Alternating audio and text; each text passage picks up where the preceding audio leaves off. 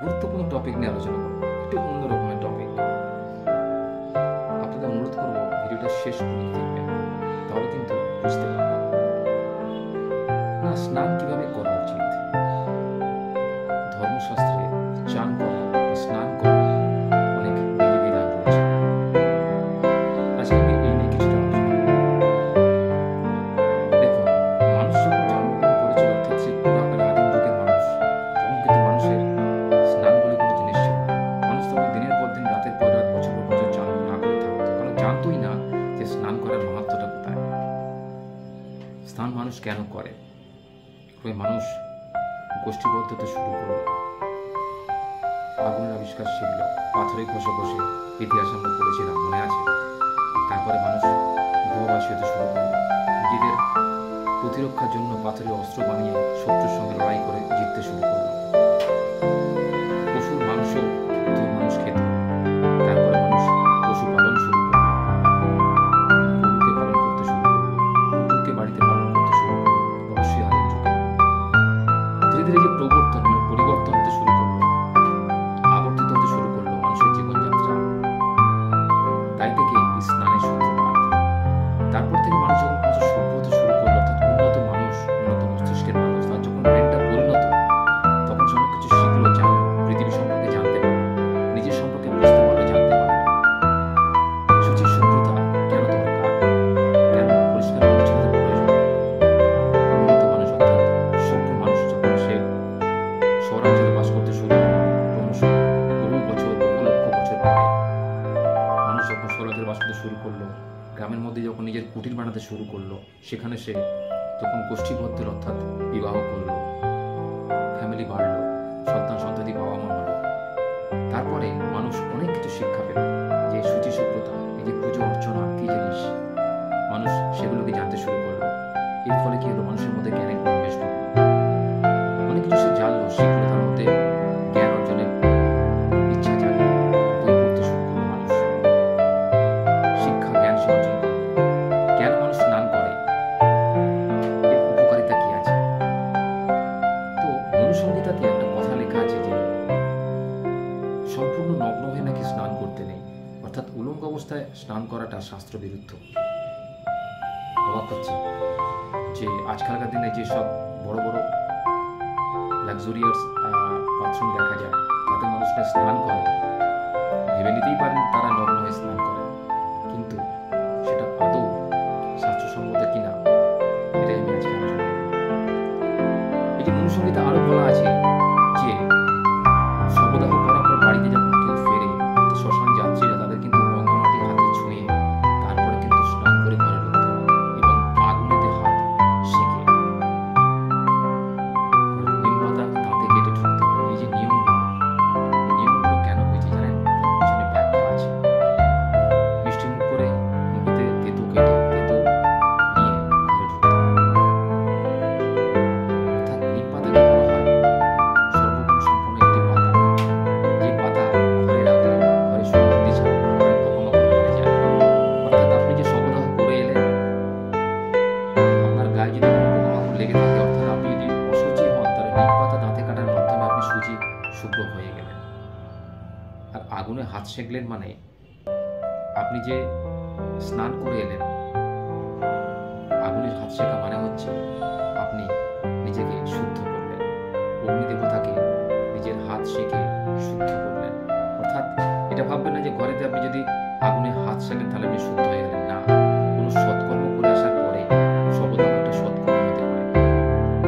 স্নান করার মধ্যে মাধুর্য আছে। আপনার শরীরে যে গাড়ি থাকে, শরীরে যে গাড়ি, সেটাকে ধুয়ে মুছে দেয় স্নান। শাস্ত্র মতে বলা আছে যে অবগাহন স্নান, অর্থাৎ সম্পূর্ণ শরীরটাকে জলে ডুবিয়ে যে স্নান, সেটাকে বলা অবগাহন স্নান।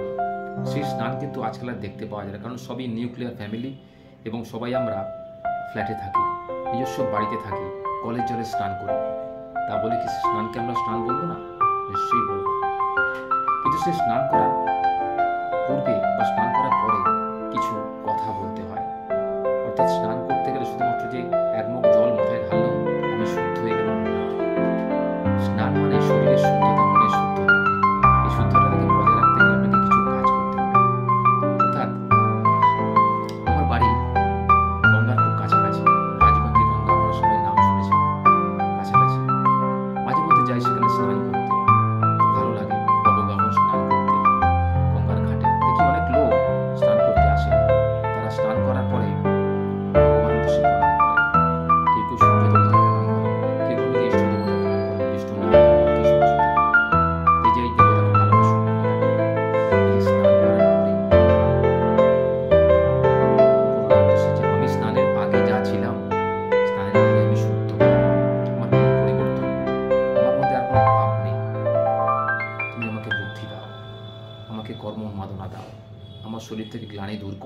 নতুন চিন্তা শক্তি দাও, এই যে প্রার্থনা, এটাই কিন্তু করা উচিত।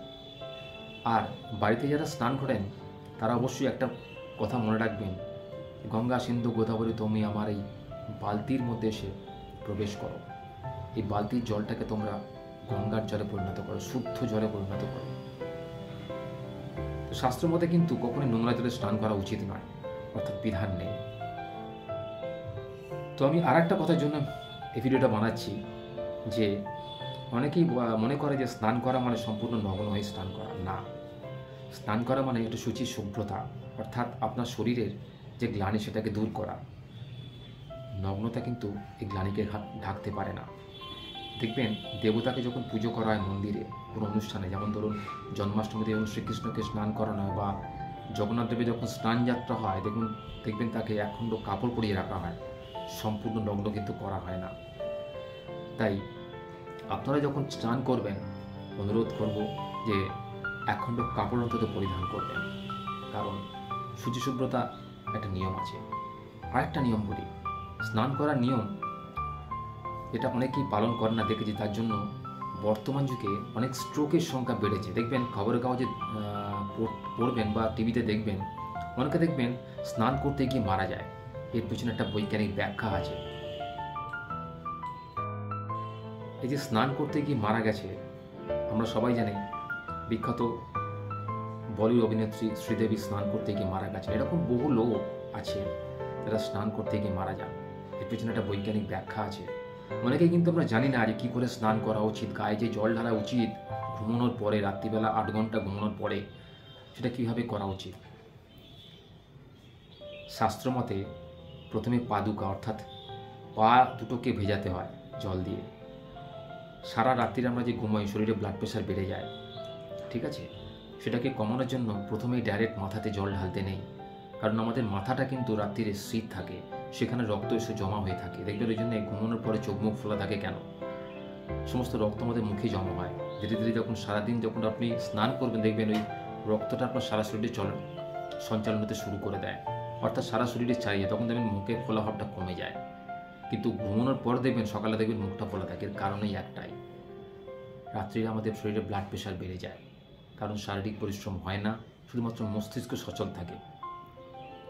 তাই সকালে উঠেই ডাইরেক্ট মাথাতে জল ঢালতে নেই, প্রথমে পায়ে জল ঢালতে হয়, তারপরে ঊর্ধ্বাঙ্গ অর্থাৎ কোমরের পোর্শন থেকে বডিতে জল ঢালতে হয়, তারপরে শেষেতে মাথায় জল ঢালতে হয়। এর ফলে কী হয়, পায়েতে জল ঢাললে আপনার শরীরে ব্লাড প্রেশার কিছুটা কমলো। তারপর যখন কোমরের দিকে জল ঢালতে শুরু করেন, কোমর থেকে শরীরে ওপর পোর্শনে জল ঢালতে শুরু করেন, শরীরটা আপনার ব্লাড প্রেশার আরও কমতে শুরু করলো। সবশেষে যখন মাথাতে গিয়ে পৌঁছলেন, তখন ব্লাড প্রেশার আপনার কমেই গেছে। তাহলে আর কোনো দুর্ঘটনা ঘটার সম্ভাবনা থাকে না, অর্থাৎ আপনার শিরাগুলো ফেটে যাবে না। গরম থেকে যখন ঠান্ডাতে অতিরিক্ত চাপ সে সহ্য করবে, তখন কিন্তু সে ফেটে যাবে যদি ডাইরেক্ট আপনি মাথায় জল ঢালেন। এই যে বৈজ্ঞানিক ব্যাখ্যা, এটা কিন্তু অনেকে জানে না, তাই এটা বলে দিলাম আমি আপনাদের। তাই স্নান করার আগে অবশ্যই এই বিষয়গুলো মনে রাখবেন, তাহলে দেখবেন আপনার প্রতিটা দিনের স্নান কিন্তু সাফল্যমণ্ডিত হচ্ছে। আপনি জীবনে অনেক কিছু পাবেন, দেখবেন আপনি বুঝতে পারবেন। আপনি আমার কথাগুলো মেনে স্নান করবেন, আর রোজ যেভাবে স্নান করেন, দুটোর মধ্যে পার্থক্য দেখবেন, অবশ্যই পার্থক্য বুঝতে পারবেন। আর স্নান করার ব্যাপারে মনের সঙ্গে যাতে এও বলা ছিল, স্নান করার পরে সূর্য প্রণাম করা, বা যে ইষ্টদেবতাকে আপনি ভালোবাসেন, পুজো করেন, শ্রদ্ধা ভক্তি করেন, তাকে স্মরণ করা, এবং আপনার দিনটা যাতে ভালো হয়, সুখের হয়, কুসুমাস্তীর্ণ হয়, সেই জন্যে তাকে প্রার্থনা করা। আশা করছি আপনারা বুঝতে পারলেন যে স্নান করার মাধ্যমে মানুষ কত কিছু করতে পারে। সঠিক স্নান যদি কেউ করতে পারে, তাহলে তার সারা দিনটা কিন্তু সফল হয়।